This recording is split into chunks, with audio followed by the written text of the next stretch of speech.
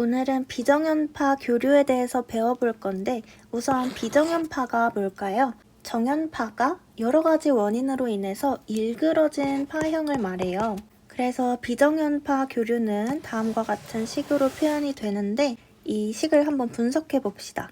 V0는 직류 성분이에요. 직류는 파형이 변하지 않고 일정한 값으로 유지되는 성분이죠. 그래서 보면 시료값, 평균값, 최대값이 모두 같습니다. 그 다음에 V1. V1은 정연파, 기본파 성분이죠. 우리가 흔히 아는 1차 주파수 오메가로 진동을 하는 성분이고요. 이게 비정연파에서 가장 기본적인 교류 성분이죠. 그리고 이 V2, V3 쭉쭉쭉쭉 고주파 성분인데요. 각각 2오메가, 3오메가 이런 식으로 높은 주파수 성분이에요. 그래서 V2는 제2고주파, V3는 제3고주파, V5면 제5고주파 이렇겠죠? 이 고주파가 많아질수록 신호는 복잡하고 날카로워진다. 그래서 정리를 해보면 비정연파 교류는 직류 성분, 기본파 성분, 그리고 무수히 많은 고주파 성분으로 이루어져 있다. 그 다음 비정연파 교류는 대칭성에 따라 이렇게 세 가지로 나눌 수가 있는데요. 우선 여현 대칭파는 시간축을 기준으로 좌우 대칭인 파형이에요. 그래서 그래프로 그려보면 이런 식으로 파형이 생겼는데요. 이 식은 신호 ft를 시간 t는 0을 기준으로 접어서도 모양이 변하지 않는다는 뜻이에요. 그리고 정현 대칭파는 시간축을 기준으로 좌우가 대칭인 파형입니다. 이 친구는 아까와 다르게 신호 ft를 시간 t는 0을 기준으로 접었을 때 부호가 바뀐다는 뜻이고요. 그 다음 반파 대칭파는 반주기마다 부호가 반대되는 파형이에요. 그러니까 시간 2분의 t, 이게 지금 반주기죠. 이동 후 신호의 부호가 바뀌는 대칭성을 가지는데요. 그래서 이거를 이런 식으로도 씁니다. 다음 페이지에서 파형과 함께 좀 더 자세하게 알아볼게요. 풀이의 급수는 직류 성분, 그리고 코사인 함수, 그리고 사인 함수로 이루어져 있는 거고요. 이게 아까 봤던 그 직류 성분이랑 정연파, 기본파, 그리고 수많은 고주파가 포함되어 있는 그 비정연파를 수학적으로 표현한 함수예요. 그래서 이거를 표현식으로 하면 직류 성분 A0, 그리고 기본파 성분, 그 다음부터는 고주파가 나오겠죠. A2 코사인 2고주파 오메가 t 플러스 코사인 쭈루루룩 나온 다음에 사인도 이렇게 풀이의 급수를 표현을 하는데 이렇게 되면 A0 플러스 시그마로 묶어서 n은 1부터 무한대까지 an 코사인 n 오메가 t 플러스 n은 1부터 무한대 bn 사인 n 오메가 t 이런 식으로 표현을 하게 됩니다. 이거는 가끔 풀이의 급수 전개식으로 옳은 것을 찾아라 이런 문제가 나오기 때문에 잠깐 설명을 드렸고요. 이제 파형 표를 한번 보자면 첫 번째로 여현 대칭이 나와 있네요. 이거는 우함수파라고 하고요.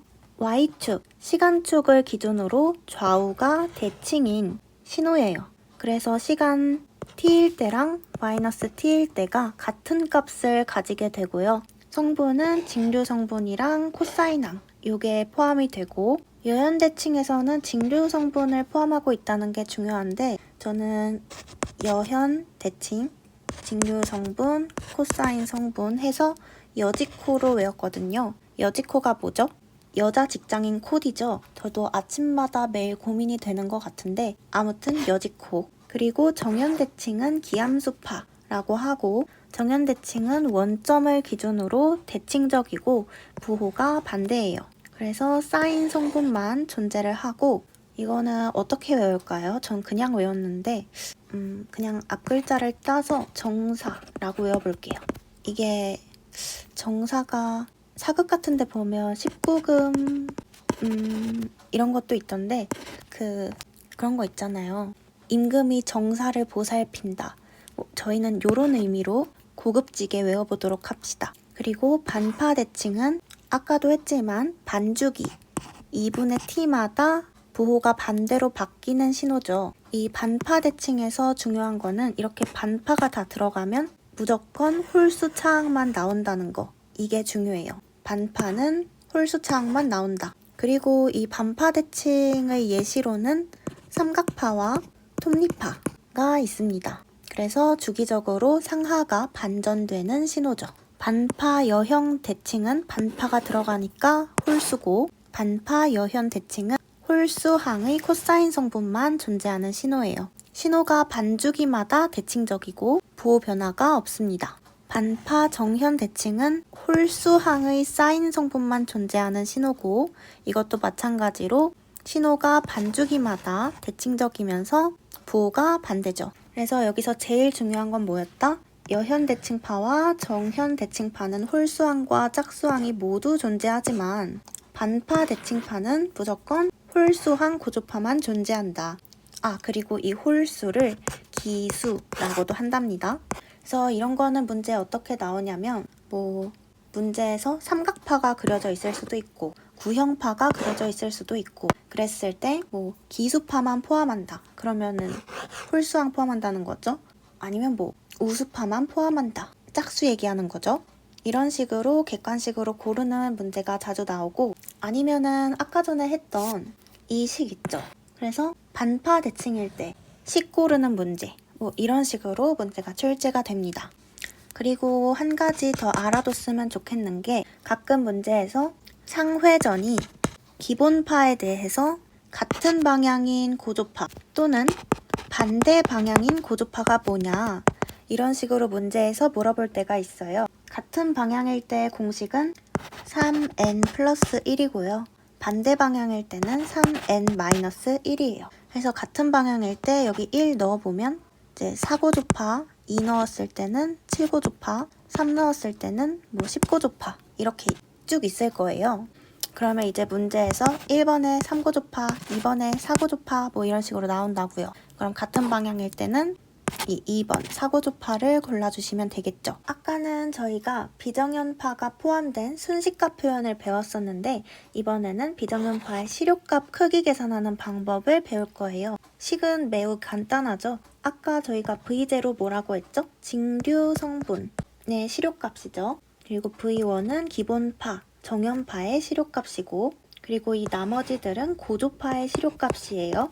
각각 제곱을 해서 더해준 다음에 루트를 씌우면 시료값을 계산할 수 있어요. 그래서 예를 들어서 전원의 순식값이 이런 식으로 주어졌다고 합시다.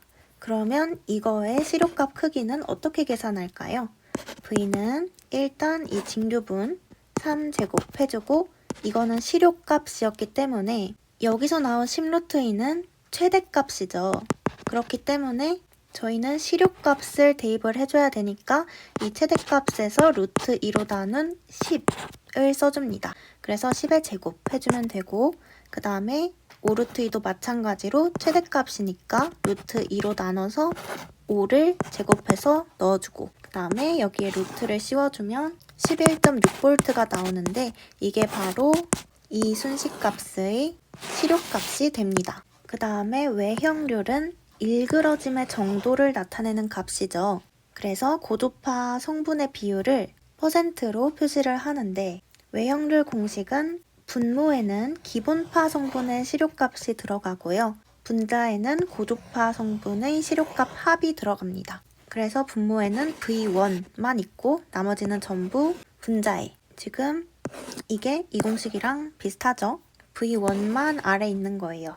그래서 이것도 계산 문제로 많이 출제가 되고, 예를 들어서 이런 식으로 외형파 전류가 주어지게 되면 외형률은 기호를 D라고 표시를 많이 하는데요. 기본파의 시료값, 기본파가 여기에 있죠, 오메가.